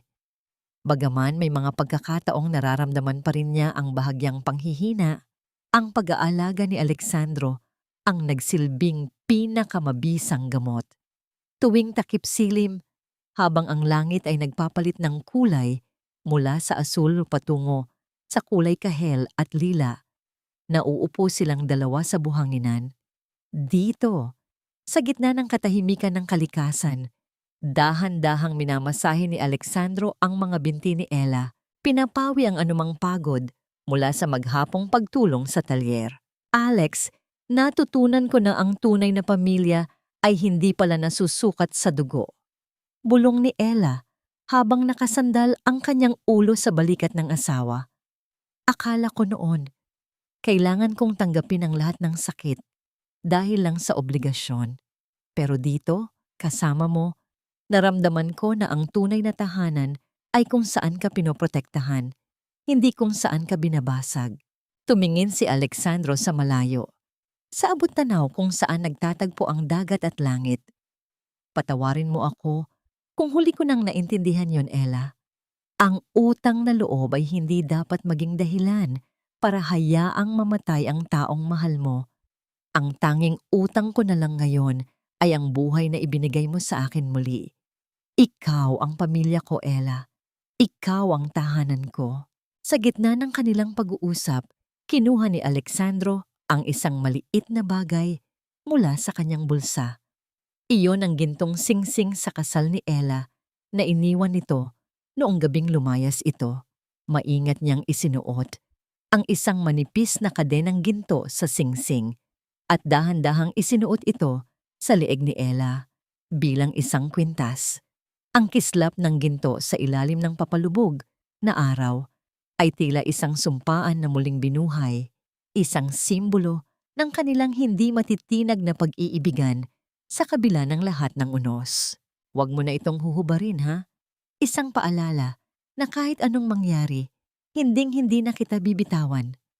Malaming na wika ni Alexandro bago idampi ang isang matamis na halik sa noo ng asawa.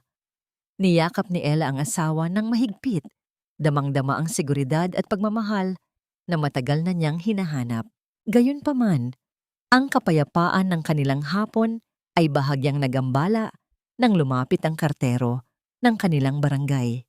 Isang lumang sobre ang inabot sa kanila. Ang sulat kamay sa itaas nito ay pamilyar, maliit, medyo gulo-gulo, at may bakas ng matatandang daliri. Ang pangalan ni Doña Pilar ay malinaw na nakasulat bilang nagpadala galing sa isang address sa Maynila na malapit sa isang pampublikong ospital. Naramdaman ni Ella ang biglang panlalamig ng kamay ni Alexandro habang hawak ang sulat. Ang anino ng nakaraan ay tila muling sumilip sa gitna ng kanilang paraiso. Ang sobre ay may mga bahid ng dumi. Tila ba naglakbay ito ng malayo upang hanapin ang taong matagal na nitong pinagtaguan. Ang tanong na nananatili sa hangin ay kung hahayaan ba nilang muling buksan ang pintuan para sa mga taong minsang sumira sa kanilang buhay o tuluyan na nilang hahayaan ang apoy na tumupok sa huling ugnayang ito. Ang paglubog ng araw sa abot-tanaw ay nagbigay ng kulay rosas at lila sa kalangitan, ngunit ang hanging umiihip mula sa dagat ay tila may dalang malamig na bulong ng nakaraan. Sa kamay ni Alexandro, ang lumang sobre mula kay Doña Pilar ay tila isang mabigat na pasanin, isang piraso ng papel na naging simbolo ng maraming taon ng kanyang pagkaalipin. Tumingin siya kay Ella na noon ay tahimik na naghihintay sa kanyang tabi. Ang mukha ni Ella ay payapa. Ang kanyang mga mata ay puno ng pag-unawa. Hindi nagpapakita ng anumang takot o galit sa muling pagpapakita ng anino ng pamilyang minsang sumira sa kanila. Alex, ano ang sabi? Mahinahong tanong ni Ella. Ang kanyang boses ay tila isang malambot na haplos sa naguguluhang diwa ng asawa. Dahan-dahang binuksan ni Alexandro ang sobre. Ang sulat sa loob ay puno ng mga gasgas at mantsa ng luha. Binasa niya ito ng tahimik. Gaya ng dati, ang bawat pangungusap ay punong-puno ng pagmamanipula at pagkonsensya. Isinulat ni Doña Pilar na malubha ang sakit ni Don Vicente at wala silang pambili ng gamot. Ikinuwento rin nito ang paghihirap ni Ramon sa loob ng kulungan na tila ba ang hustisya ay isang malaking pagkakamali. Sa dulo ng liham, muling ginamit ng matanda ang mga salitang naging tanikala ni Alexandro sa loob ng maraming taon. Utang na loob, anak. Huwag mo kaming talikuran sa oras ng aming pangangailangan. Kami pa rin ang pamilya mo. Naramdaman ni Alexandro ang isang pamilyar na kirot sa kanyang dibdib. Ngunit hindi na ito ang sakit ng pagkonsensya. Ito ay ang awa para sa mga taong hanggang sa huling sandali ay hindi nakita ang kanilang sariling pagkakamali. Tumingin siya kay Ella, sa babaeng muntik nang mamatay dahil sa kasakiman ng mga taong sumulat ng liham na ito. Nakita niya ang kislap ng gintong sing-sing sa leeg ng asawa, ang simbolo ng kanilang muling pagsilang. Alex, okay ka lang? Muling tanong ni Ella habang hinahawakan ng kanyang nanginginig na kamay. Huminga ng malalim si Alexandro. Ang kanyang boses ay naging matatag at puno ng katiyakan. Nagmamakaawa silang muli, Ella. Ginagamit nila ang sakit ni Papa at ang paghihirap ni Ramon para makuha ang loob ko. Sinasabi nilang utang ko sa kanila ang buhay ko. Tinitigan ni Alexandro ang papel sa kanyang kamay. Naalala niya ang bawat gabi na inuubo si Ella, ang bawat patak ng dugo sa duster nito, at ang paraan ng pagtalikod niya sa asawa para lang pasayahin ang kanyang ina. Sa mga sandaling iyon, napagtanto niya na ang tunay na utang na loob ay hindi nasusukat sa nakaraan, kundi sa kung sino ang nananatili sa tabi mo sa gitna ng unos. Ang kanyang utang ay sa buhay na iniligtas ni Ella para sa kanila, hindi sa pamilyang nagnakaw ng kanyang pagkatao. Kumuha si Alexandro ng isang maliit na posporo mula sa kanyang bulsa. Ang bawat kilos niya ay tila isang ritual ng ganap na paglaya. Sa harap ni Ella, dahan-dahan niyang sinindihan ang dulo ng liham. Ang maliit na apoy ay nagsimulang kumain sa mga salitang puno ng lason. Ang itim na usok ay dahan-dahang tinangay ng hangin palayo sa kanila. Pinanood nila ang pagtupok ng apoy sa huling ugnayang nagdurugtong sa kanila sa madilim na nakaraan ng Maynila. Nang ang papel ay maging abo na lamang, dahan-dahan itong binitiwan ni Alexandro at hinayaang liparin ng hangin patungo sa malawak na dagat. Wala na ang bigat, wala na ang takot, at wala na ang kadena. Ang katahimikan sa pagitan nila ni Ella ay napuno ng isang uri ng kaligayahan na hindi kayang bayaran ng anumang yaman. Dito na ako, Ella. Dito na ang tunay kong tahanan. Bulong ni Alexandro habang niyayakap ang asawa mula sa likuran. Ipinatong niya ang kanyang baba sa balikat ni Ella. Ninanamnam ang amoy ng dagat at ang bango ng buhok ng kanyang asawa. Naramdaman ni Ella ang init ng katawan ni Alexandro, ang seguridad na matagal niyang pinangarap. Hinawakan niya ang mga kamay ng asawang nakapulupot sa kanyang baywang. Ang kanyang puso ay punong-puno ng pasasalamat. Ang paghilom ay hindi lamang ang pagkawala ng sakit ng katawan, kundi ang ganap na pagpapatawad sa sarili at ang pagpili sa pag-ibig sa gitna ng puot. Sa ilalim ng naglalahong liwanag ng araw, ang dalawang kaluluwang minsang nabasag ay muling nabuo, handang harapin ang anumang bukas ng magkasama, malaya at puno ng pag-asa. Ang tunog ng alon ay patuloy na naglalaro sa dalampasigan, tila isang saksi sa huling desisyon ni Alexandro na tuluyan ng ibaon ang nakaraan at mabuhay para sa babaeng nag-alay ng lahat para sa kanya. Ang kanilang kwento ng pagtitiis ay nagtapos na, at ang kabanata ng kanilang tunay na kaligayahan ay nagsisimula pa lamang sa ilalim ng gabing puno ng nagniningning na mga bituin. Lumipas ang 5 taon na tila isang banayad na agos ng tubig sa sapa. Dahan-dahang binubura ang mga matatalim na bato ng nakaraan at pinapalitan ang mga ito ng makinis at mapayapang dalampasigan. Ang simoy ng hangin sa Quezon ay nanatiling sariwa. May dalang halimuyak ng dagat at ng mga nilulutong kakanin na nagmumula sa kusina ng maliit na bahay ni Ella at Alexandro. Ang bahay na ito ay hindi na kailanman naging saksi sa mga sigaw ng pang-aabuso o sa mga luhang puno ng desperasyon. Sa halip, ang bawat sulok nito ay puno na ngayon ng mga kuwadro ng larawan at ang tunog ng masayang pagtawa ng isang maliit na bata. Si Maria, ang kanilang 4 na taong gulang na anak, ay masiglang tumatakbo sa bakuran habang hinahabol ang isang makulay na paru-paro.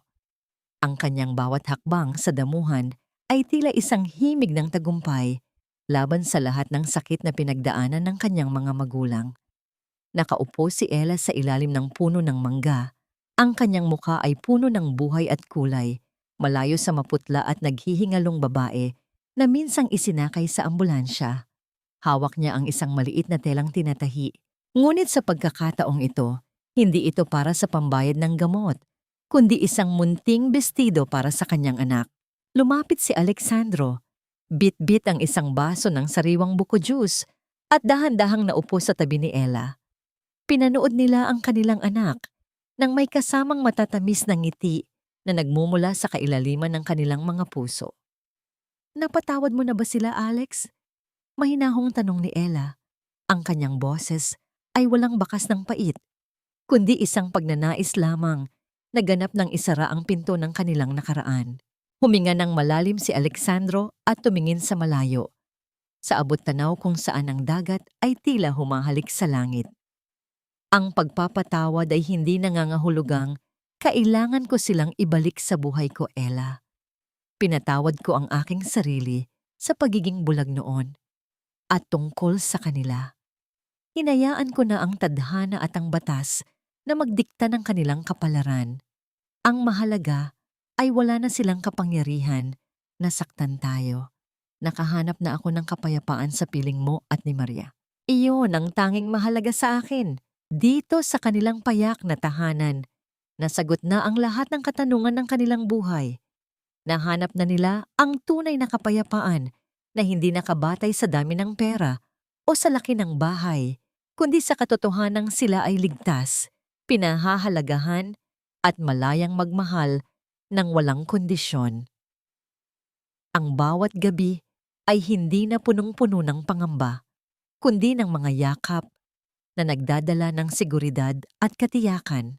Ang aral na iniwan ng kanilang paglalakbay ay isang malalim na paalala para sa lahat ng mga pusong naging alipin ng maling akala.